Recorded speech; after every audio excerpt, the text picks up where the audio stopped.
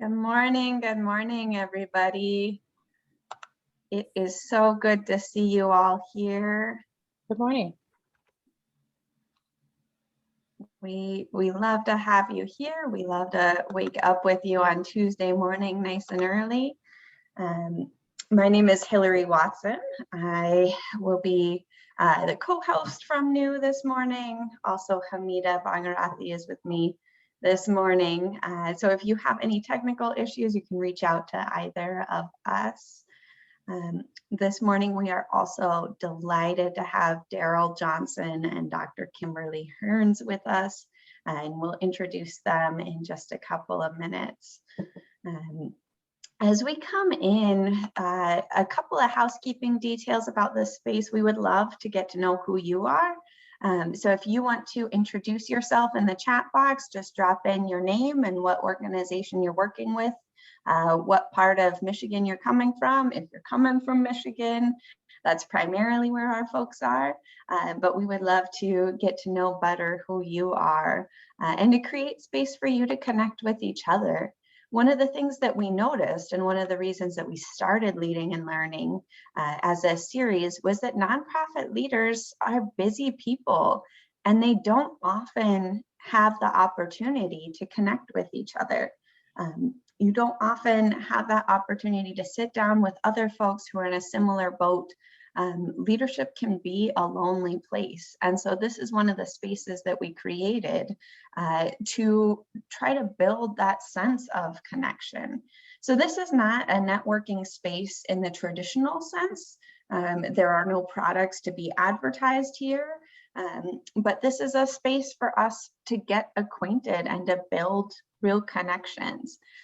So this space also, since it is designed specifically for nonprofit leaders, if you're kind of nonprofit leader adjacent, that is wonderful too. We are happy to have you here. Just want to recognize that the function of this space is to equip nonprofits and nonprofit leaders and to build the strength of our connections. Hamida, do you want to pull our next slide? Keep going, one more. So in that spirit, what we're hoping to do this increase network connectedness, but also bring wisdom and resources and support to nonprofit leaders. This morning, we are at full capacity. We had 50 people sign up. So that to us is a great sign.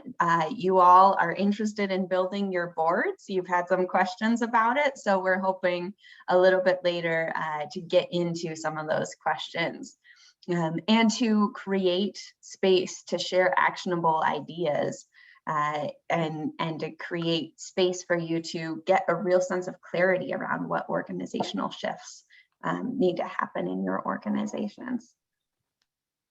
Mina, you want to keep going? We do try to establish a sense of what we're trying to create in this space. There is a spirit to it. So we want to acknowledge our goal is to start and end on time. We know you all are busy people, so we do want to have you, we start at 8 o'clock and we'll have you out by 9 o'clock so you can go on with your day. This is also, I want to highlight, a confidential space. We want to create space where you can share ideas, where you can share some of the sensitive questions that you're holding in your organization, and to stay focused on our common goal, which is strengthening the whole nonprofit sector. That all of us do better when one of us does better.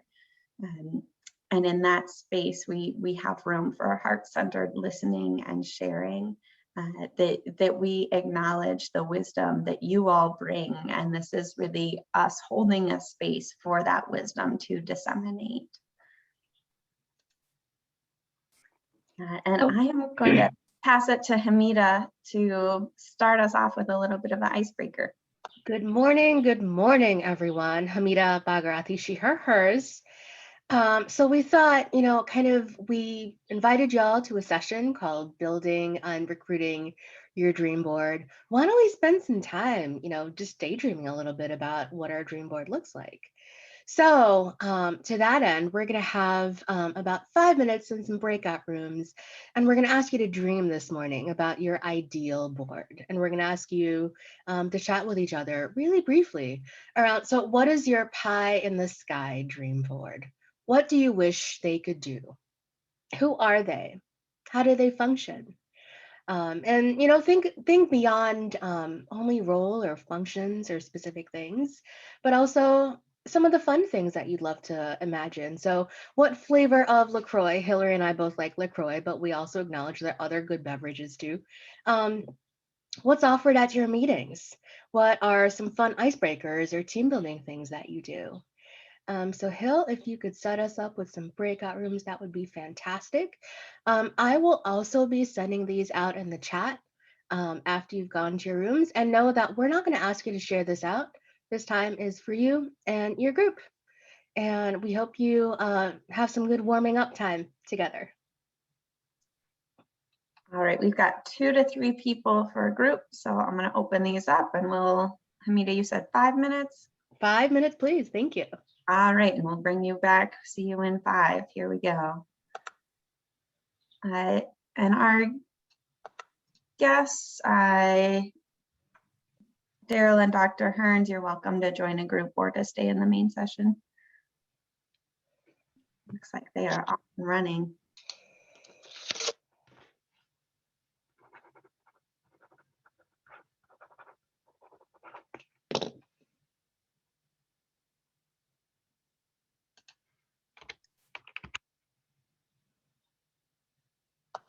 Sweet.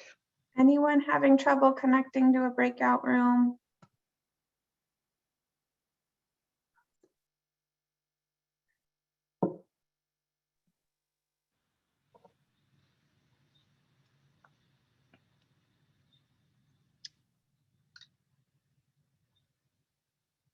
All right, Hamida, it looks like there is one room with one person in it.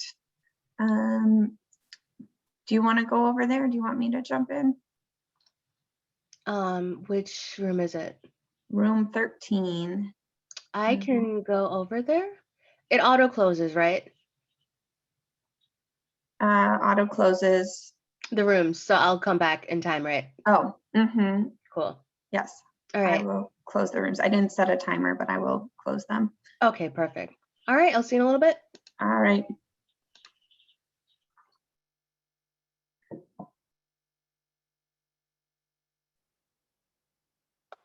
Oh, good morning. Hi, you're on mute.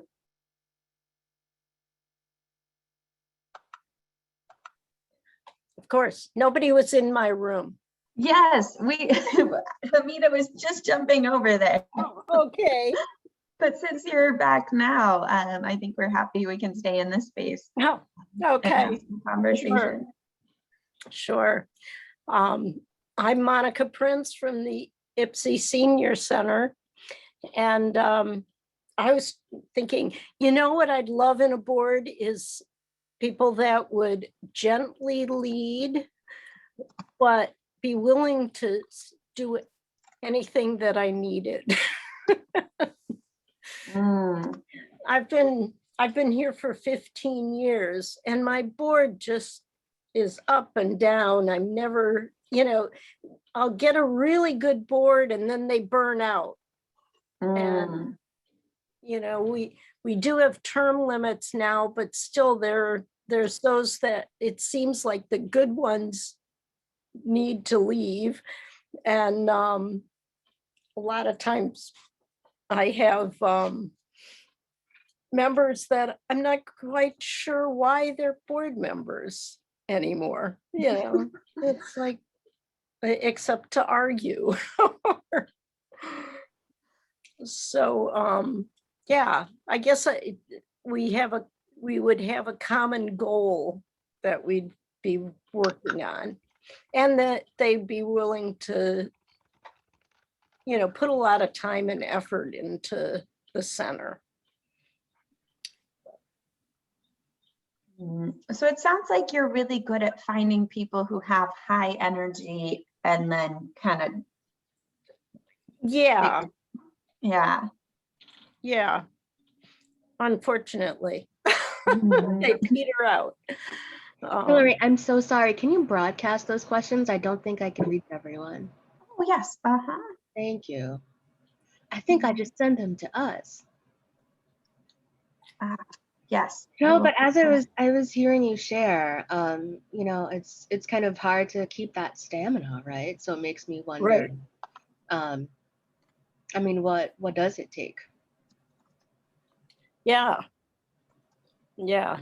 It's and then there, if you know, I mean, I've been doing this 15 years. Why can't somebody do it for 3? You know, Mhm. but yeah, it's not easy. We just had two of my board members resigned in the past month. And that's what, when I saw this, I thought, I need to be able to put somebody in these places that are willing to work, you know, and, you know, 3-year commitment is, I mean, it's a long time, but it's not a long time, you know, but we're a small organization and we've gotten a lot done the past 2 years. We've become a 501c3 and we also got an MOU with the city, which we've always had sort of a ambiguous connection with the city. I mean, they own the building and they couldn't financially have programming here. So we've taken care of that part. But now it's in writing. It's all, you know, so I would think now is the time that we'd have board members that could go, okay, let's go from here, you know, let's do some fundraising and and I've got a few members of the board that are willing to do quite a bit, but other ones just sort of sit back and yeah. All right, I'm closing the breakout rooms. That's Okay, our time. sure. Thank you, Monica. Sure. And we hope you ask all the questions that come to mind, Monica. Oh, I will. Thanks. Yeah, we've got another 45 seconds here for folks to come back. Okay, cool. See as they come in. But I think, Monica, that I've heard that from other folks, so I know you're in good company. Good. Yes. I'm hoping I have a lot of good ideas come out of this. That's what we're aiming for. Welcome back, folks. All right, we're waiting for all of our participants to return. I guess they don't want to come back. They're having some good discussions.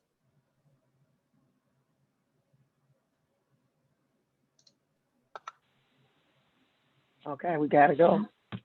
Yeah, here come some more folks.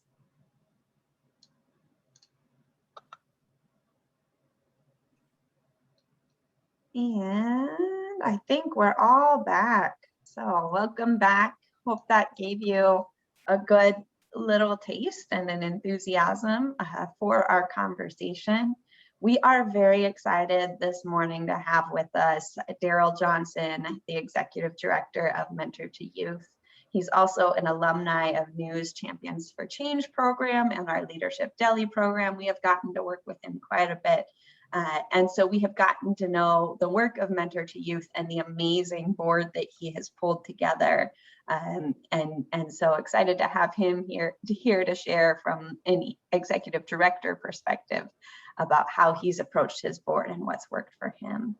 And we're also thrilled to have Dr. Kim Hearns, the Executive Vice President of Academic Affairs at Washtenaw Community College, and also a new board member, Dr. Hearns has been on our board as we have been through a lot of change in the last few years, and she has offered wonderful guidance and insight and has worked with us to build the strength of our board. We try to strengthen nonprofits, but we also look inside at our own organization. Are we doing the practices that we encourage others to do? And it's a constant process and constant change. So with that, I'm going to invite you to switch over to speaker view. We'll have a little bit of conversation, about 25 minutes or so, 30 minutes, and then we'll open up. We'll have Daryl and Dr. Hearns share, and then we'll open up for questions and conversation with all of you. So we're going to ask you to hold your questions till we get to that portion of our session. And I think to start us off, let's see, I will just note,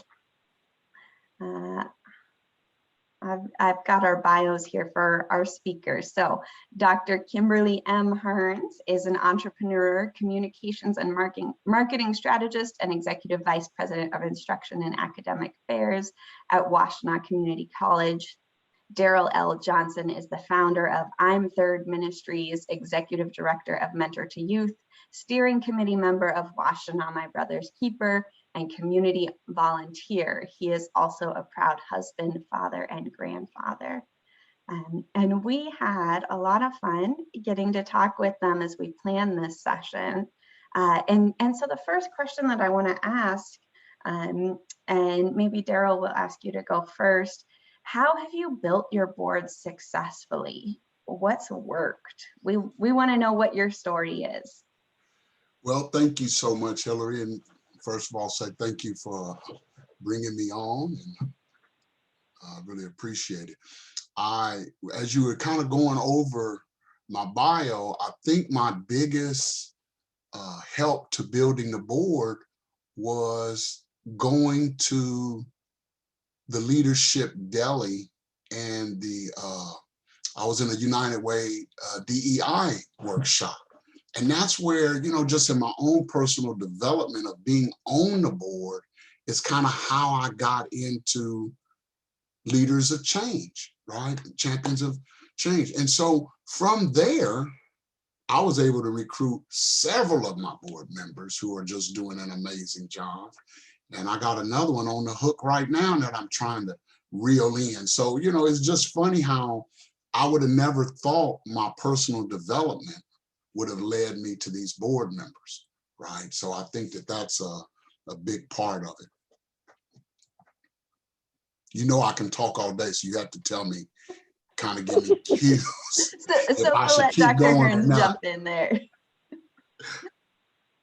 No, and I think one of the things that Daryl mentioned, you know, just networking, you know, and that could be even your own professional development and outreach that you're doing for multiple reasons, but always having, I think, that elevator pitch ready to talk to potential board members.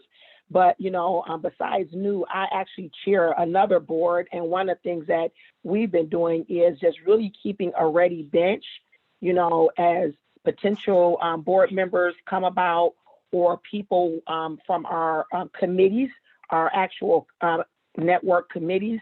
We just kind of keep our nominating committee keeps a running list of potential board members. And one of the things that we talked about in preparing for today's session, we're very open on that list and making sure that that list is diverse and what those experiences, the organizations they come from, the skill sets they bring, what kind of diversity and perspectives that they would bring to our board. But we, you know, kind of keep a running list, and because we know that having a good board and board development, meaning recruiting as well as onboarding on board members, is extremely important. So that is just ongoing work that we're doing, and just kind of keeping a strong bench of people who can actually move to the board. And a lot of that for us has come from committee work. Bringing outside people in and work on board committees has given us that strong bench of people to pull from. So, Dr. Hearns, when you first mentioned the bench, kind of model, that was really intriguing. So, could you share a little bit about, and actually both of you, Dr. Hearns and Daryl, if you're building a bench, what if some folks aren't quite ready, to kind of get on the bench to get into the game? What are some development that you both do? You know what? I think really engaging them in that committee work, really getting them engaged in the committee work. So actually on news board, we actually added a new person to the board who had worked on our finance committee. And I mean, she had, really been digging in with the finance committee. And so, I mean, it was almost as if we didn't have to onboard her because she really knew how new worked. She had worked on that finance committee. So I think that really, getting them actively involved in the committees, not just sitting on the committees. Because what I've noticed in both new and this other board that I sit on is, then you're bringing somebody in who knows the organization. They know where the opportunities, where the challenges might be, and they're coming in ready to contribute. And I think that's the really big thing from building from a committee is that you got somebody who's coming in from the committee work who knows that this is a working, active board and that there's an expectation of engagement. Yeah, and for us, we don't even call ours committees. We call them action teams so that they know when they come on, we need you to be acting, right? We got work that we need doing. And like Dr. Hearns said, it gives you an opportunity to really get to know people in a way to see if they really are somebody you want on your board, right? You kind of already scoped them out a little bit. So I get real excited about being able to share the dream in that committee, right? In that action team and really seeing if that lights their fire. Because if it lights their fire, then you gotta. And the other thing, me and Alex was talking, the other thing about the action teams is that it frees me up to invite everybody, right? Because you don't have to be a board member. You don't have to go on and do really anything great. If you just do what's in your action team, that is going to move the needle for us. And then if you want to go on and be on the board, like Dr. Hearns says, that's the come and go to. Mm-hmm. So I think one of the questions that brings up for me as we kind of dance around this idea of board recruitment is we have had a lot of organizations come to new and particularly say it's a pandemic, we're having a hard time recruiting board members. And there's a sense of stuckness there. And sometimes it seems like that is rooted in a sense of what a board should look like. Or this is the way to do it, and kind of this narrow view. So I'm wondering, what are some of the things for you that have broken out your understanding of what it means to do board recruitment? Or what are some of the stories you tell yourself that you realize, oh, maybe that's not helpful for my organization, maybe that's not helpful for my board recruitment? So on this other board, not the new board that I actually sit on, we really, and there's a lot of tension about this, we really get caught up on sometimes, people being at an executive level, right? And so one of the things that comes along with that, in some cases, not all, is that then there becomes this generational gap that we actually have in our board. And so there's a level of diversity that's not being had as we, wait to add board members who are at this certain executive level. And so I think that now that we're actually having, more honest conversations about that, we've added that to how we look at our nominating spreadsheet and looking at, we need to have some different age groups. Again, one of the things that we talked about when we were preparing for this is, I feel if we're not preparing a next generation to be engaged in philanthropy in some meaningful ways, we're going to have all kind of other nonprofit and social ills, and so we got to think about, who said that, board work had to be a bunch of stodgy people with a bunch of titles. And then at the same time, we're looking for people who really want to work and get their hands dirty. And in my mind, this could be a great opportunity for younger people to get skills and experience. Maybe they're not getting on their current job. They're trying to beef up their resume and they really want to get in and do some work. And so I think for me, it definitely is that generational thing. I think it's just this bias. You know, when you start talking about boards, you know, people have, you know, this idea of what boards should look like and how they should act and what titles they should have. And I think that, you know, many of us have organizations where we have working boards, like the action teams that Daryl talked about. We need people who want to work. And, you know, and so sometimes I think that title bias or, you know, where people are at in their career kind of bias, and believing that that's the only way that you can get value. And then I think the other thing, you know, nowadays with so much technology, if we have that bias from an age and a level, and I think I'm gonna let Daryl take this, but I'm gonna say this one comment, then we're gonna have a technology digital gap that, you know, we're missing out on a whole bunch of communication tools and ways to reach people that some of us may not be there yet. From a technology standpoint. So there's like a whole other skills gap that's created, I think, and some of that generational gap. Great, Dr. Hans. I think it's funny that, you know, for us, our mission says Mentor to Youth is on a mission to cultivate purpose through service, the whole child, the whole community, lifelong learners, right? So if I believe that, then why do I only recruit C-suite members? When really what I want to do is the whole child and the whole community. So I'll recruit, you know, it's kind of like, you know, in sports, you draft a player and you may not have that top pick. So you have to draft somebody that you get to mold and you get to bring along, right? And to watch them, when I think of, you know, the position that I'm in today, if I hadn't gone to that DEI workshop with New and United Way, I would never be here, right? The Emmanuel, the founder of our organization, let me sit on his board when I didn't have no great qualifications, right? But I had a passion about youth work. And then I went to some trainings, which unlocked some stuff in me. And I came out on the other side, a leader, and became the executive director, right? So you got some people around you that are diamonds in the rough, but because they not, you know, this or that right now, you maybe don't even look at it. And I think, again, that's where the action teams are so amazing, because you get to bring that person. I got a young man right now that's 19 years old. He's a boss intern. And his ability to learn our organization and work with me off of somebody else's money, right? Now, when he's 20 and no longer working for me, we've already trained him, right, to be a young recruit, right, and be on the team and come off the bench. So you just got to be open and think about.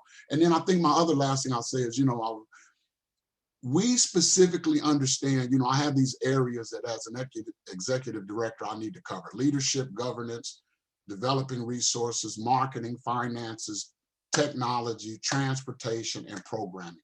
I'm always looking for help in those areas, right? If I go to my mechanics and I need some help in transportation, I'm there with a potential board member or an action team member right then. But if I'm not thinking about it, now if I share my vision with Mentor to Youth and he gets excited, then that's an idea. Oh, I was with some friends the other day.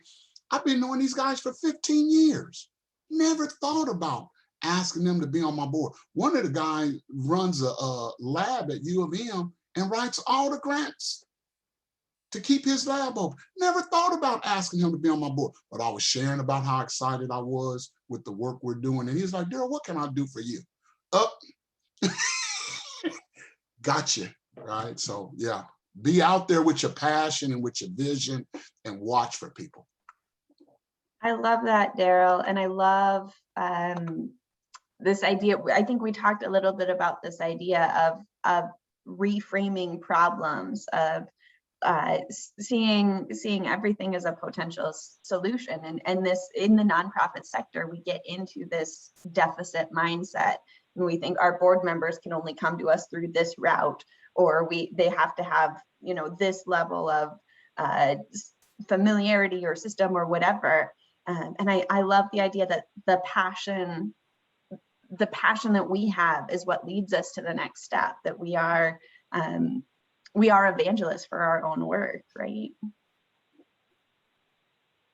Hillary, I think I would add too to what Daryl, you know, as he presented himself talking about being the executive director, I think us thinking about in the organization, how do you make everybody an evangelist for board recruitment? You know, I know at one of our retreats a couple years ago, when we were still in person and seeing people, I think I just passed out index cards, and I asked everybody as part of, you know, just an icebreaker, give me 2 names of people who you think would benefit our organization by being a board member. And that's how we started our spreadsheet of our bench, was, you know, from those recommendations, you know, and getting them from the whole board. And I think even with some of us from an organizational and a staff standpoint, those people, you know, they know people who could be good benefits to the organization and serve as great board members. Yeah, and I think what's funny about my board, I probably shouldn't say this, but I'll go on and tell the truth. I like my board members, right? I like my board members so much that when I read their resume, I was blown away by what they did, right? What I'm saying is, it wasn't their resume that attracted me to them, right? It was their personhood, right? And it was a person that I knew that I could enjoy being in the trenches with, right? Doing this work was going to be fun. And when work is fun, man, what a space, right? And so then when you go back, you know, sometimes we go resume first. And, oh, this is the person I need. And man, that person don't bring nothing but trouble to your board, right? And so you got to realize that, you know, if you putting in all of this time and energy, I'd much rather be with people that I really dig. So that's a thing for me, right? You know. So, you know, hearing about, you know, kind of pursuing folks through passion, really looking for those gaps that you see in not only recruiting at the top, but also recruiting for potential, right? And to build that up. I'm really curious, kind of with some of those board members who were already there, who are giving those suggestions like Dr. Hearns recommended. You know, Dr. Hearns and Daryl, could you speak a little bit to how you meld those 2 cultures and how you meld sort of like those folks who were the seasoned folks who've been on the board and some of the more newer folks that are coming in? How do you build that welcoming feel?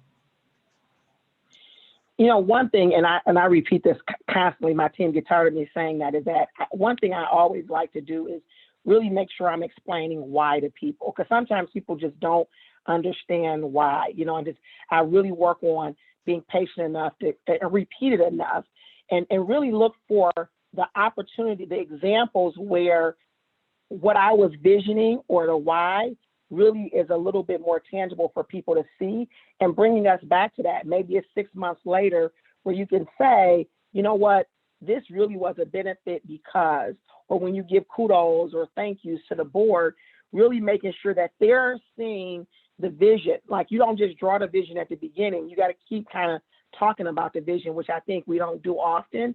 And then I also think, you know, for me, it's always, you know, we're human. So knowing things about people, knowing the struggles of us individually, and I think always bringing some human element to our meetings, you know, in conversation, especially now with Zoom, it's a little bit harder.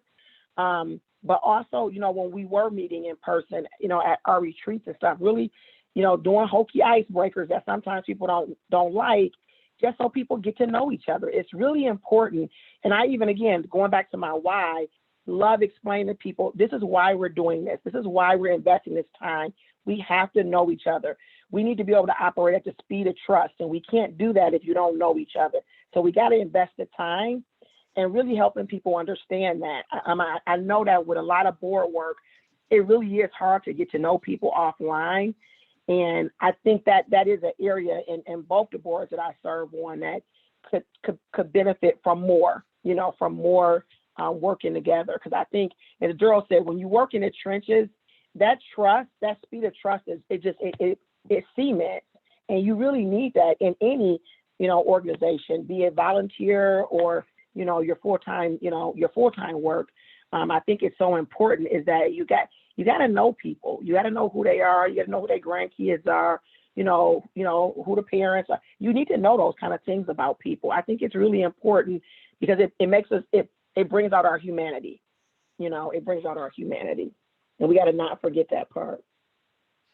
I had something powerful I was going to say. And when she said operate at the speed of trust, it just wiped my brain clean, right? Because that was so powerful. That was like, oh, yes, got my nugget for the day, right? That was huge.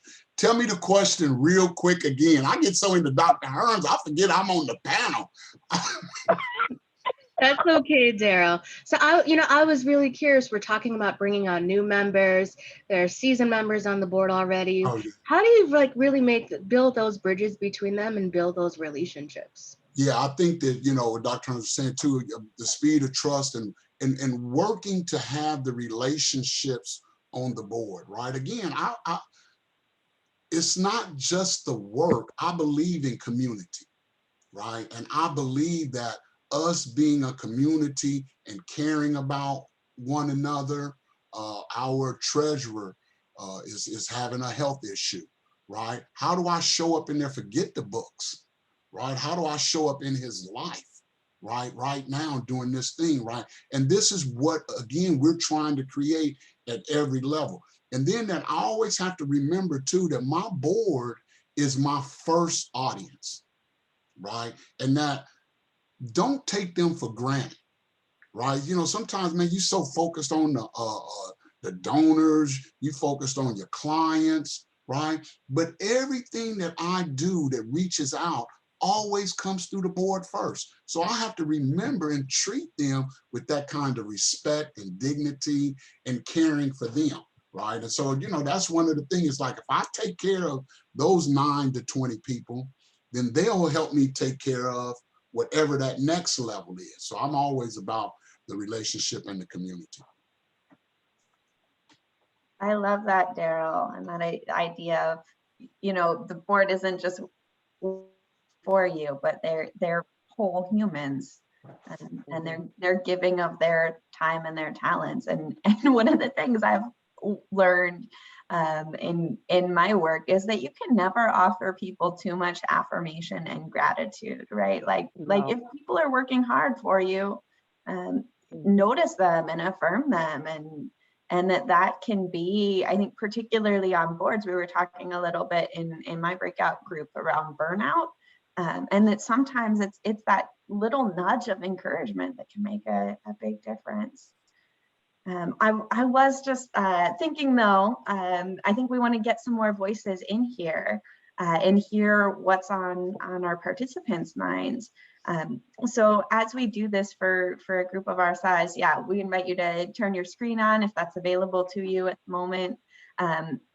But since this is a bigger group, drop your name into the chat so that we can kind of get a sense of who has questions and call on folks and keep track of our order. And so if you have a question that's on your mind or something that you'd like to dig into or hear a little more from Daryl and Dr. Hearns, go ahead and drop your name in the chat right now. I think maybe this is kind of marinating for folks, still processing. I wonder what are some of those ways, just to get us started, what are some of those ways that you affirm your board? And then we'll jump to Marion. I think just, for me, is like saying thank you. I think, just really saying thank you, trying to communicate more and highlight specifics, to the board as a whole. Let's give kudos to these people for doing X, Y, and Z. I thank so-and-so for doing this. You know, one of the things that I actually have been doing since COVID that's almost funny because the mail's slowing down, probably because all of us are mailing stuff, is really just taking time to write people notes, which I always did before, but I've been doing a lot more of during COVID, is just really writing people notes, writing thank you notes to people, writing notes, you know, saying that you were thinking about them. And I think right now it really has been supporting, in some ways, it's been needing to support people in a lot of personal stuff that's happening and doing that. Like really being active in doing that, I think has been very helpful to them. Like, you know, people have received that well. Yeah, and I know for me, I think it's a cultural thing for me. You know, I'll own that. I hate writing, right? I love to see people and talk to them, right? So I have to make those phone calls, right? And just get on a Zoom with somebody that don't have nothing to do with the work, right? Just a check-in. Hey, what's going on? How you doing? Just, hey, what's the kids? Oh, I didn't know you were going through that, right? And just trying to really keep those relationships solid, right? Because if a relationship's good, you can drive anything down that road, right? But when the relationship is tough, then you start things can become a real tough delivery. So that's what I just work on, is just trying to keep my relationships tight with my board members and remember their people. Thank you. Well, it looks like we've got some questions coming through. So Marian, go ahead. Thanks so much. This has been a really interesting session. I had a question for both Daryl and Dr. Hearns about action teams and committee work. I wanted to find out, the action teams, are they staffed by one of the staff members? Who are they responsible to, and how do they report out? And my concern is, does it make a lot more work for a small staff? Thank you so much. Well, I'll jump in and say that for me, I'm the only staff right now. So in some ways it makes, in the beginning, it makes more work. Like I've got 8 areas that I read that I got to cover, right?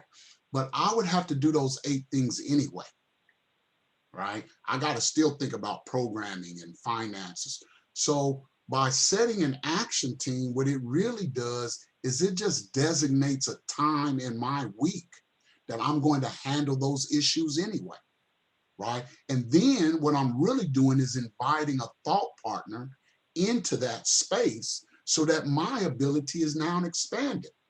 And what's really beautiful is when they take over the space. And now I've freed myself from having to do that and think that all the way through. And then that person becomes responsible for organizing the meeting and reporting the minutes and stuff out, which I can then just send either straight to the board, or I can dress up a little more before I go to the board. So I think, a little more work in the beginning, but the way it pays off. And then, like I say, the ability to invite new people in. We got Google Classrooms. And so, in Google Classrooms, which I don't know a lot about, but in Google Classroom, I can set up an action team. So they have their own drive, they save all of their own information, right? And they have their own calendar. And so it really begins to be a microcosm of the organization doing that work. So it's exciting for me. So, I'll say, and I'm gonna give you an answer that's mixed on two different boards. At New, and I'm over one of our committees right now, and what I've asked out of respect for, I know the organization and what their bandwidth is, we have staff members on our committee, and I've asked them to serve as a resource to not, I don't want, the point, from that perspective, the purpose of of our committees is not to further task, staff. It is to supplement the work that's going on in the organization. And I think you should make that clear kind of up front. And so we have the staff on the committees as a resource. In the other organization that I lead, I'm going to be honest, I have no idea. We have a working board. Each board member runs a committee. I have no idea or any interaction as the chair of the board, who's on their committees and who's doing what. the committees exist for them to do the work, and then the board members come back and report out. Now that does still serve as an opportunity for us to build people up who learn the organization through a committee to maybe be future board members. But because, you know, the bandwidth issue is real. And I think when you define the action committees or the committees or whatever you call them, it is important to define kind of what the expectations of people are. And if the committees aren't helping create bandwidth, then I would say that something's a little bit of a ride. Like even in Daryl's example, it's giving him more bandwidth. I mean, I think that should definitely be one of the operational objectives of them. So Daryl and Dr. Hearns, you know, really, really great advice to how to physically sort of like build up and strengthen those committees and keep them going, right? And find places of ambiguity.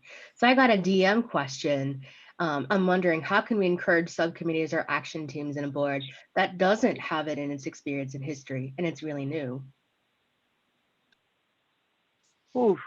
You know, I think one thing I can think of is a charter. And I think it might also even be worth having, and we're going to try this actually later today, having time at the board meeting with the committees, you know, having time for them to actually maybe meet as part of a board meeting. And then I think maybe even rotating different chairs or people to just kind of help them get off the ground. But I think for a charter does help, and knowing kind of what the action items, okay, what are going to be the action items of this board over, you know, a year or over a certain amount of months, I think can help. Because I think that those board committees are tools for these people to build up their skills. So I think you kind of got to have that expectation to some degree, depending on how diverse, you know, the experience of, you know, these committee members might be. Yeah, for me, I like to, you know, I think that's why it's important for me to be in that action team, especially in the beginning, is because my passion and our mission is clear, right? If you're in the finance action committee, here's what this finance is about. I know you know the dollars and the cents, but the dollars and the cents is about this mission. We say no money, no mission. We're not doing money for the sake of being good accountants. We're doing money because of this mission, right? And to try to infuse that into your action team really kind of empowers them to start thinking about, oh, okay, how do we support this? And I know for us, you know, when we brought on all our new board, we, in our board retreat, we'll go back to our mission. Doesn't need to be, this mission that we have now was recrafted from when I took over Mentor to You. And my board members had a part in this, right? And it was kind of hurtful when they took away some of the things that I wanted. And they was like, no, Daryl, it's more like this. But I needed their buy-in, right? And I need them to love the mission and be empowered by it too. So that's kind of how we work. Thank you. I want to jump back to Diane asked, how do you manage term limits? Do your organizations have them? And if so, do you pay attention to them? Diane, is there anything else you want to add to that? Looks like no. All right, have at it. We, you know, both of the boards I'm on have term limits, and we do abide by them. Even if we extend someone's term for whatever reason, it is discussed, you know, at a board member when that person's term would be up and why, you know, it's written to the minutes why we're going to be extending that term. So we do abide by term limits. And again, I don't want to say like, you know, 2 years and then get them all, you know, because you need wisdom. You need to balance those things up. And I think that you really should have, I think term limits are good, and I think they're important as long as they're helping you keep diversity of wisdom and history of the organization so that you're not creating a capacity issue for yourself in regards to being able to move the organization forward. But I think not having those term limits could also be something that's not moving the organization forward. If that advisory is not changing, if that perspective is not changing, I think it is important to be looking at that. I think that, you know, for us, when I was on the board, I don't think we were abiding by our term limits, right? And I think that if I hadn't became the executive director, I think I would have just been on the board forever, right? Because I love what we did. I love supporting Emmanuel. And so in that vein, I think it's all right if you have exceptions to the term limits, right? But as we redid our bylaws, we did specifically look at those term limits. And I think what the term limits do more than move the board, it makes the board and executive director keep looking for new people. Don't get stagnant, right? Because you know these people are terming out, right? And so you got to bring them in, and you got to put people on the action team. And so I don't have the luxury of thinking, oh, I don't know if this person fits or not. Man, put them in the action team and let's see, right? Give people a chance to be great, right? And then from there, we'll know. So that's kind of way the term limits work for me. It's really makes me recruit and makes me keep that door open. I love that, because you're going to have to, whether you replace them in 3 years or 20 years, you're going to have to replace them eventually. Sarah, you had a question. Yeah, I was wondering about the bench. Dr. Hurd said that they have a bench of potential board members. Do people know they're on the bench? Or yeah. and when no. Oh, they don't. They might try to get off, Sarah. You know how people are. They find out they might try to get off, or they might stop working really hard, because you know hard work gets you more work. So our nominating committee keeps kind of that running list, you know, and there's people who've been on there for a long time. We, for a lot of reasons, just to balance our own diversity and who's on the board. You know, some people stay on there longer than others, you know, but we don't tell people they're on the bench. It is kind of a working document of our nominating committee. And the list is much longer than we'll ever need.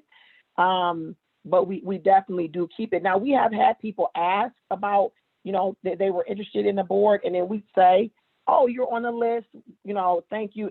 And someone asking has moved them up on the list before, because that means they want to actively participate.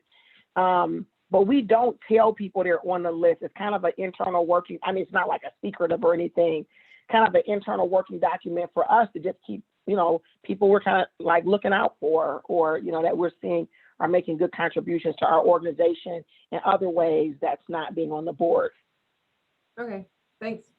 Yeah, I always think it's funny that, you know, I hope ain't no board members on here take this the wrong way, but, you know, there's some people like action, and some people like to sit in meetings, board meetings, right? Mm-hmm. So I need to know who's who, right? You might be a board member that really just wants to come in a couple of hours, and you want to sit and give your advice, and your advice is good, right? So that, all right, you're a board member. You still might be on the action team, but that ain't your strength, right? Your strength is what the board meeting needs, right? And then my action people, their strength is action, right? And that's what I need, right? So it's always about understanding other people's self-interest too, right? And now when I give you this mission and I hit you with this passion, if you can withstand that, then I can work with you. If you can't stand my passion, you might just be a board member, because that's all. That's all you can take of me is 2 hours a month. Thank you. I'm with Daryl. I want to add to Daryl. Some people like sitting in meetings, just sitting there and staying there in the meetings. And I think that's a very honest thing to be weary of in regards to recruiting board members. Some people, I mean, and so it's not just the sitting in meetings. Some people want to put stuff on their resume, and then there are some people who want to contribute. And like the comment I made to Sarah, we've had people who asked about being on our board, and they were on the list. And to me, that's an automatic move up, because that means you're ready to work. And so, and you know, the boards that I'm on are working boards. Some boards are sit and donate boards. So I think you kind of got to be honest about, you know, what the time commitments are, what the expectations are, so you can get the right board members. Because some people are looking to work, and it's just different. It's no judgment. And you kind of got to know that and be honest up front about it as you recruit board members. Yeah, 'cause I don't mind a donor come sit on my board that just wants to give. I ain't got no problem with that, right? But I understand their self-interest. I understand Right. what they're there for and what we give to them, right? And that's cool. But I need people on these action teams. The work don't get done, and I don't have the impact without the action team. So I can't have 15 donors. Well, I don't know. Let me think about. No, I'm just playing. If they pay for staff, you can. If they pay for staff, right? Cool.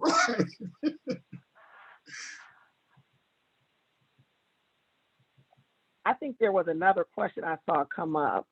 Yeah, I think we've got time for one more question. So I want to pass it to Monica was next, and then we'll find ways to follow up. We'll pass on some of the written questions and see if we can send out a few responses to those via email after this. Go ahead, Monica. Yeah, I've had actually, you've answered some of my questions in the previous conversation, but I have one board member that is a great resume. And that's what she has, is a great resume. And she never gets involved in anything except the board meetings. And it's been difficult. Also, I mean, is one thing I was thinking is it possible to require each board member to be on some kind of committee so that they are more active? Absolutely. The board that I sit on, we actually just updated our bylaws, and our bylaws actually include board expectations, and it includes, for us, it includes a donation as well as committee membership, leading a committee. And there's a couple attending our annual conference and some other things, but it's very explicit to, what our expectations are as a board member. And it's important because it then becomes part of our onboarding and our recruitment. So when we send out a letter to invite someone to be on the board, we can be very clear about what those expectations are, what the time commitments are. And I think that's fair. And I think that's how you get active, engaged board members, is that clarity. And I think that, one of the action teams that we have is our executive committee. And again, the executive committee is more of a thinking committee, right? And so, when I look at that resume, it's up to me to kind of find the space for the people that I have, right? I brought them on. What do I expect them to do, right? I look at their resume, and the resume is golden. Find one thing on there, especially if it's their passion, that they can do for you, and then kind of turn them loose in whatever committee that is to get them active. I think, a big thing is us challenging the activity. I got some board members who aren't as active, but I shouldn't say this because they might be on here. But so I ain't gonna even say it. I'm gonna keep that one. Well, maybe that's a good place for us to end, since we did say we would try to get you out on time. And I do want to note, we did record this session. So we will post a recording, we'll send a recording to you, but we want to share this resource. We want to be able to pass this on to other nonprofit leaders for you to say to your friends, I went to this really great session. Here it is, you can catch up with it. So we will send that recording out to you. Just wanted to make sure you all were aware of that. And as we phase out of this space, we know you all have other things to get to in your day, but if you see someone on here, some name who you kind of recognize, or a question that resonated, someone who asked a question that resonates with what you're dealing with, I do want to invite you, in this spirit of sharing wisdom and of honoring the wisdom that we bring, go ahead and feel free to give someone a nudge and say, hey, I just really appreciated what you contributed, or I'm going through something similar. That is great. That's how we want to use this space, because it is, we do have similarities and we can share resources, and in the hour that we have, we make the most of it. Or if, as you were thinking today, I think one of the things that really came up is what this idea of thought partnership. Am I shoulder tapping the right people? Maybe something came to mind of, oh, here's someone that I can shoulder tap who can think through this with me. So I want to invite you to make space to reach out to those people today. And as we wrap up, the last thing I'm going to drop out is a link in the chat for you to share your feedback with us. We would love other topics would you like to hear us address. This is a series that we do monthly with 2 speakers every month, trying to think through different questions that come up for nonprofit leaders. So please do give us some feedback. We will answer the chat questions as we can, and pass along a few more resources that we've got in our pocket. Hamida, as we wrap up, you had a few notes for us. You want to just reread the highlights for it? You know, we brought out our bench, so I think it's time for our highlights reel. Thanks for that invite, Hill. So really quickly, I was just taking notes as we were going along of quotations that stuck out to me. So as you emerge from this session, remember, passions can fuel your nonprofit. Build up that bench. Dream of and build and plan for your future. We are all evangelists for our work. Keep your vision in vision. And remember to develop relationships. We all operate at the speed of our trust with each other. Thank you, everyone, for joining us today. You guys are so awesome. Be well, Thank everybody. you, Dr. Hearns and Daryl. What a Well, pleasure. Pleasure to have you. Yeah. All right, folks, See you, have a Sarah. great day. Take care.